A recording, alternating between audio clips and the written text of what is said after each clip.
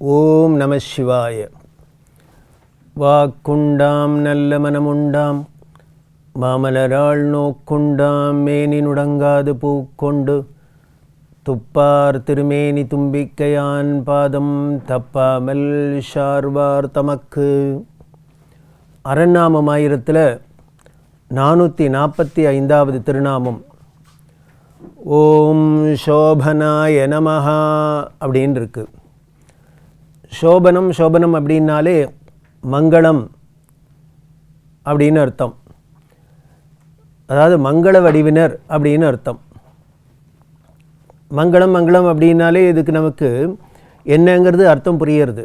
அதாவது எதெல்லாம் நமக்கு நன்மையோ நல்லதோ சுபமான நிகழ்ச்சிகளாக இருக்கோ காரியமாக இருக்கோ அது அத்தனையும் மங்களம் அப்படின்னு சொல்கிறோம். அந்த மங்கள வடிவம் அப்படின்னா இந்த சுபம் அப்படின்னு சொல்லக்கூடிய அந்த நன்மை அத்தனையும் ஒரு வடிவமாக இருக்கக்கூடியவர். சிவம் அப்படின்னாலே மங்களம் அது அப்படின்னு தான் நமக்கு அர்த்தம் சொல்லப்படுறது. அதனாலேயே இவருக்கு பேர் மங்களேஸ்வரர் அப்படின்னு பேர். காஞ்சிபுரத்தில் மங்களேஸ்வரர் அப்படிங்கிற சுவாமி இருக்கார். மங்கள தீர்த்தம் அப்படின்னு இருக்குது. காஞ்சிபுரத்தில் ஏகாம்பரேஸ்வரர் கோயிலுக்கு பக்கத்தில் காஞ்சி காமகோடி சங்கர மடத்துக்கு எய்த்தாப்பில் ஒரு பெரிய ஆஞ்சநேயர் சன்னதி. அந்த ஆஞ்சநேயருக்கு பின்னால் பார்த்தா பெரிய குளம். அந்த குளத்துக்கு பேரே மங்கள தீர்த்தம் அப்படின்னு பேர். காஞ்சிபுரத்தில் வார தீர்த்தம் அப்படின்னு ஞாயிற்றுக்கிழமையிலேருந்து ஆரம்பித்து சனிக்கிழமை வரைக்கும் ஒவ்வொரு நாளைக்கும் ஒவ்வொரு தீர்த்தம் விசேஷமாக சொல்லப்பட்டிருக்கு. அதில் செவ்வாய்க்கிழமை மங்களவாரம் அப்படின்னு தானே செவ்வாய்க்கு சொல்கிறோம். அந்த செவ்வாய்க்கிழமையில் குளிக்க வேண்டிய வழிபட வேண்டிய ஒரு க்ஷேத்திரம் இந்த மங்கள தீர்த்தம். அது கரையில் இருக்கக்கூடிய மங்களேஸ்வரர் அப்படின்னு. இவர் இப்படி இங்கே எழுந்தருளினார் அப்படின்னா காஞ்சிபுரத்தில் காமாட்சிக்கும் ஏகாம்பரேஸ்வருக்கும் திருக்கல்யாணம் நடக்கிறது. அப்படி திருக்கல்யாணம் நடக்கிறதே பார்வதி தேவிக்கு தோழியாக மங்களை அப்படிங்கிற ஒரு தேவத்தை வரா, அம்பாளோட தோழியாக. இந்த கல்யாணம்லாம் ஆறுத்து அதுக்கு எல்லாம் பண்ணன ஒரு மணப்பெண்ணுக்கு பண்ணணுமோ இதெல்லாம் பண்ணியிருக்கிறது இந்த மங்களை அப்படிங்கிற பரம சிவபக்தர். அதனால் தினம் சிவனை வழிபடுறது அப்படிங்கிறது அவளோட கடமையாக இருக்கிறதுனால இந்த காஞ்சிபுரத்துக்கு வந்த அந்த மங்களை இந்த இடத்துல ஒரு தீர்த்தத்தை உண்டாக்கி தன் கையால் ஒரு சிவலிங்கத்தை பிரதிஷ்டை பண்ணினான். இந்த மங்களை பிரதிஷ்டை பண்ணினத்தினாலே அவருக்கு மங்களேஸ்வரர் அப்படின்னு பேர். அவருக்கு அபிஷேகம் பண்ணுறதுக்கு ஸ்நானம் பண்ணுறதுக்கெல்லாம் இந்த குளத்தை உருவாக்கினதுனால மங்கள தீர்த்தம் அப்படின்னு பேர்.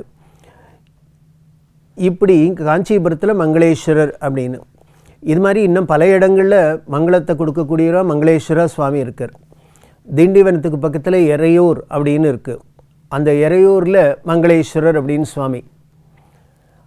அவர் என்ன மங்களத்தை யாருக்கு கொடுத்தார் அப்படின்னா இந்திரனோட சாபத்தை போக்கினத்தினால. இந்திரனுக்கு தேவேந்திரன் பதவி கேட்கவே வேண்டாம், இருக்கிறதுலே மிக உயர்ந்த பதவி. தான் ரொம்ப அழகு அப்படின்னு தேவர்கள்லாம் எப்படி இருப்பா, தேவதை மாதிரி இருக்குது தேவதை மாதிரி இருக்குதுன்னு சொல்கிறோம். அழகுக்கு தேவர்கள்லாம் அப்படி இருக்கிறதுனால இந்திரனுக்கு கர்வம் வந்தது. அழகில் நம்மளை மிஞ்சறதுக்கு யாரும் இல்லை அப்படின்னு அழகுனால கர்வம் வந்தது. இந்த கர்வம் அப்படிங்கிறது எது மூலியமானாலும் வரலாம். நமக்கு அழகுனால் வரலாம், அறிவுனால் வரலாம், என்னை விட படித்தவா கிடையாது, எனக்கு தெரிஞ்சது வேறு யாருக்கும் தெரியாது, இப்படிலாம் கர்வம் வரும். பதவியினால் வரலாம், பணத்தினால் வரலாம், எப்படி வேணாலும் வரலாம். நமது புராணங்களில் எதை நமக்கு அறிவுறுத்துறது அப்படின்னு இந்திராதி தேவர்களாக இருந்தால் கூட இதனாலெல்லாம் கர்வம் வந்து சாபத்துக்கெல்லாம் ஆளாகலாம். அதனால் மனிதர்களான நாமெல்லாம் ஜாகிரதையாக இருக்கணும் அப்படிங்கிறதுக்கு தான் இதில். அப்படி கர்வத்தில் பட்டுருக்கிற இந்திரன் என்ன பண்ணுறார், துர்வாச மகரிஷியை அவமதிக்கிறார். அவமதிக்கிறதே துர்வாசர் சபிச்சுடுறார். உன்னோட அழகுனால தானே கர்வத்தினால யாரையும் மதிக்காத இருக்க, அதனால் உனக்கு அழகெல்லாம் போக கிடவது அப்படின்னு சபிச்சுடுறார். சபிச்சா அப்புறம் என்ன பண்ணுறது, துர்வாசட்டையே அவர் கேட்குறார், இப்படி தெரியாதனமாக பண்ணிவிட்டு இதுக்கு சாப விமோச்சனம் அப்படின்னா. அப்போ சொல்கிறார், நீ கீழே போய் பூலோகத்தில் சிவனை வழிபடு, அப்போ தான் உனக்கு அழகும் மேலும், ரெண்டாவது உன்னோட கர்வமும் போகும். அதனால் உன் கர்வம் போயிடுத்துனாலே உனக்குள்ளே குறை போயிடுத்து, அவ்வளோதான். இதுதானே பெரிய வியாதி, அது போயிடுத்து. அதனால் நீ அது போகணும் அப்படின்னா சிவனை போய் வழிபடு அப்படின்னு சொல்ல எறையூருங்கிற இடத்துல வந்து இந்திரன் இந்த சிவபெருமானை வழிபடுறதுனால அவருக்கு திருப்பி தன்னோட சரீரத்தில் ஏற்பட்ட இந்த கோளாறெல்லாம் போய் விரூபம்லாம் போய் நல்ல பழைய ஸ்வரூபத்தோடு வந்து அவனுக்கு மங்களம் ஏற்பட்டதுனாலே சாப விமோச்சனம் ஏற்பட்டதுனாலே இவருக்கு மங்களேஸ்வரர் அப்படின்னு பேர். அதே மாதிரி திருச்சிக்கு பக்கத்தில் இடையாற்று மங்கலம் அப்படின்னே ஊருக்கு பேர்.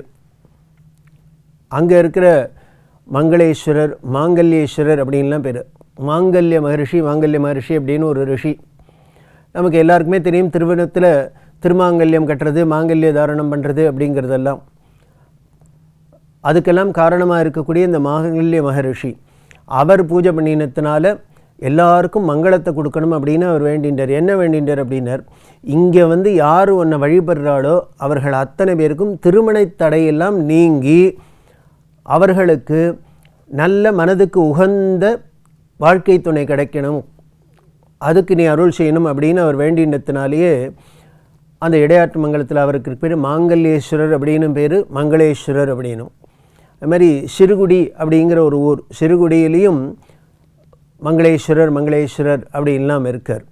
இப்படி மங்கள வடிவமாக சிவபெருமான் பல இடங்களில் இருந்து அருள் பண்ணுறதுனால நமக்கு வேணுங்கிற நன்மையெல்லாம் செய்கிறன்னா அவர் மங்கள வடிவமாக இருந்தால் தானே முடியும். அமங்கலமாக இருந்தால் இதெல்லாம் கொடுக்க முடியுமா? தக்ஷன்ட்ட தாட்சாயணி கேட்குறாளே, சிவம்னாலே மங்களம் சுபம்னு அர்த்தம். அந்த சிவத்தை உனக்கு பிடிக்கலையே, உனக்கு அப்படின்னா நன்மையை பிடிக்கலையா, மங்களத்தை பிடிக்கலையா, அப்போ நீ அமங்கலன் அப்படிங்கிறா. அப்போ பார்த்து எப்போ மங்களத்தை பிடிக்கல அப்படின்னா அது அமங்கலமாக தானே இருக்க முடியும். அதனால் அத்தனை பேருக்கும் மங்களத்தை செய்யறதுனாலே இவர் சோபனாய நமஹா அப்படிங்கிற பெயரோடு இருக்கார். 446வது திருநாமம் ஓம் நிரவக்ரஹாய நமஹா அப்படின்னு இருக்கு. இதோட பொருள் என்ன அப்படின்னா, ரெண்டு விதத்துலேயும் பொருள். தடையற்றவர் அப்படின்னு அர்த்தம். இவரை யாரும் தடுக்கவே முடியாது, இவரை யாரும் கண்ட்ரோல் பண்ண முடியாது, தடுக்க முடியாது. இது ஒரு பொருள். இன்னொரு பொருள் என்ன அப்படின்னா, இவர் அடியார்கள் மனசில் என்னெல்லாம் ஆசைப்படுறாளோ அதை தடையின்றி மழை மாதிரி பொழியக்கூடியவர் அப்படின்னு அர்த்தம். அவர் இனிமேல் யாராவது நம்ம ஏதாவது அவர்கிட்ட போய் கேட்டோம், பிரார்த்தனை பண்ணோம்னா, அப்படியா இது என்னோடய சக்தியில் இல்லை, நான் அவர்கிட்ட கேட்டு வாங்கித்தரேன் அப்படின்லாம் இந்த கதையே கிடையாது. இவர் எதை வேணாலும் அடியார்களுக்கு கொடுக்கறதுக்கு எந்த தடையும் இல்லை, இவரை தடுக்கிறதுக்கு யாருமே இல்லை. ஏன்னர் இவர் தான் சர்வேஸ்வரன், சாதாரண தேவன் இல்லை, மகாதேவன். அதனால் இவர் அடியார்களுக்கு வழங்கிறதுக்கு எந்த தடையும் இல்லாதவர். அதனால் நிரவக்ரஹாய நமஹா அப்படின்னு இருக்கு. 447வது திருநாமம் ஓம் ஸ்வஸ்திதாய நமஹா அப்படின்னு இருக்கு.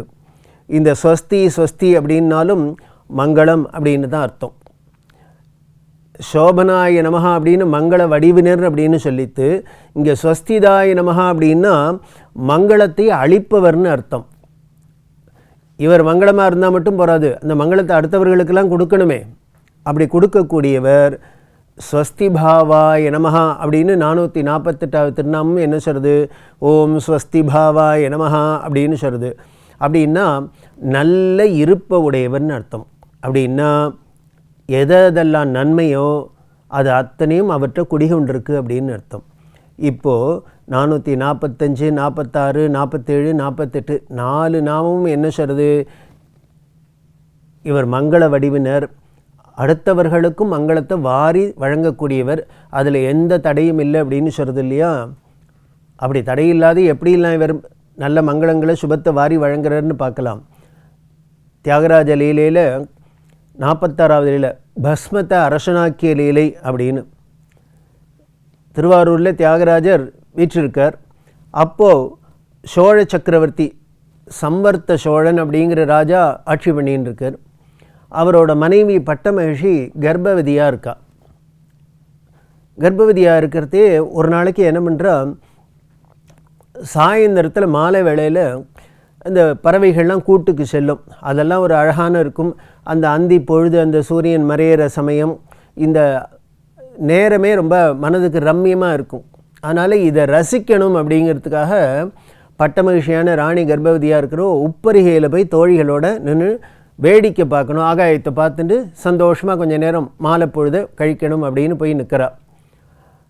அப்படி நிற்கிறது என்ன ஒரு நடந்துடுத்து அப்படின்னா, ஆகாய மார்க்கத்தில் ஒரு அரக்கன் ராட்சசன் ஒரு மாய மந்திரத்தை ஜபம் பண்ணிகிட்டே அவன் பறந்து போகிறான். அப்படி போகிறது அந்த அரக்கனோட நிழல் இந்த கர்ப்பவதியான ராணி மேலே பட்டுது. ராணி மேலே பட்டத்தினால என்ன ஆயிடுது அப்படின்னு, அடுத்த நிமிஷம் இந்த ராணி மூர்ச்சையாக மயக்கம் போட்டு விழுந்துட்டாள். பொதுவாகவே ஒரு பழக்கம், ஒரு நாட்டுப்புற பழக்கம், வயசான பெண்கள்லாம் சொல்லுவாள், இப்படி கர்ப்பவதியாக இருக்கிறவ அந்த சந்தியா காலத்தை அசுர சந்தியா காலம் அசுர சந்தியா காலம் அப்படின்னு சொல்லி அந்த வேளையில் அதிகமாக வெளியில் போகக்கூடாது அப்படின்னு சொல்லுவாள். அதை எதனால் அப்படின்னா இது மாதிரிலாம் ஆபத்து ஏற்படலாம். அதனால் இப்படி இந்த அசுரனோட நிழல் பட்டத்தினால இந்த ராணி மயங்கி விழுந்துட்டா. பக்கத்தில் இந்த தோழிகளுக்கெல்லாம் ஆச்சரியம், ஏன்னா திடீர்னு ராணி இப்படி விழுந்துட்டாளே அப்படின்ட்டு. என்னெல்லாமோ தண்ணி எண்ணி தெளித்து இதுன்னு பார்க்குறா, மூச்சு இருக்கா பேச்சு இருக்கா தெரில, அப்படி மயங்கி விழுந்துட்டா.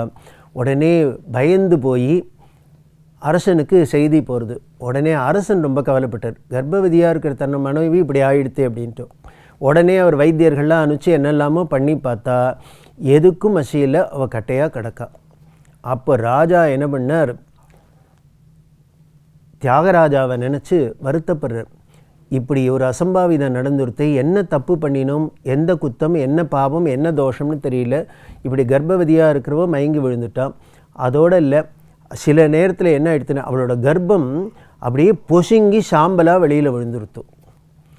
இப்படி சோழ வம்சமே சாம்பலாகிடுத்து அப்படின்னு, சந்ததி இல்லாத போயிடுத்து அப்படின்னு தியாகராஜர்கிட்ட வருத்தப்படுத்தி தியாகராஜர் அசரீரில் சொல்கிறார், கவலைப்படாத, எதனால் நடந்துன்னு இவளுக்கு தெரியாது இல்லையா, இது மாதிரி அந்த அசுரனோட மாய நிழல் பட்டத்தினால இவளுக்கு ஆச்சு, கவலைப்படாத, இன்னும் ஒரு க்ஷணத்தில் எந்த சாம்பல் உன்னோட குழந்தை கர்ப்பம் சாம்பலாகி கீழே விழுந்ததோ அதுலேருந்து நல்ல பிரமாதமான அழகான ராஜகுமாரன் பிறப்பான் அப்படின்னு அவர் அசரீரியாக சொல்ல, அதுக்காக என்ன பண்ணுறார், உடனே கோவிலில் போய் என்னோடய பாதபீடத்தில் கிடந்த வில்வத்தையும் திருநீரையும் எடுத்துக்கொண்டு ராணி உடம்பில் தடவு, அந்த சாம்பல் மேலேயும் போடு அப்படின்னு சொல்ல, உடனே ராஜா அதே மாதிரி பண்ண. அடுத்த நிமிஷம் என்ன ஆகிடுது அதிசயம்னர், அந்த சாம்பல் மேலே தியாகராஜாவோட வீபதி வில்வம் பட்டதோ இல்லையோ, ராணி மேலே பட்டதோ இல்லையோ, அதுலேருந்து ஒரு அழகான குழந்தை வந்துடுது. சாம்பல்லேருந்து ராஜகுமாரன் வந்துட்டான். இந்த குழந்தை வந்து அழுதுதோ இல்லையோ, இந்த அழுக குழந்தை அழற சத்தை கேட்டு ராணியும் தூங்கி ஏந்திருக்கிறாப்புல ஏந்துனுட்டா. ஏந்துண்டா அப்புறம் என்ன, எல்லாருக்கும் ஆச்சரியமாக இருந்து, என்ன கர்ப்பம் செதஞ்சு அது சாம்பலானது இந்த தியாகராஜரோட திருவருள்னால குழந்தையாக வந்துடுத்து, இப்போ சோழ வம்சம் தழைக்கிறது. இப்படியெல்லாம் மங்களத்தை கொடுத்ததுனாலேயே இவருக்கு நிரவக்கிரகாய நமஹா, தடையின்றி எதை வேணால் அனுகிரகம் பண்ணலாம். நாமளாக இருந்தால் பண்ண முடியுமா, சாம்பல்லேருந்து ஏதான குழந்தைய பண்ண முடியுமா, அத்தை பண்ண முடியுமா, என்ன பண்ண முடியும். ஆனால் இவர் யார், மகாதேவன், அதனால் இவர் என்ன வேணால் பண்ணலாம், இவர் பண்ணுறதுக்கு ஒரு தடையும் இல்லை.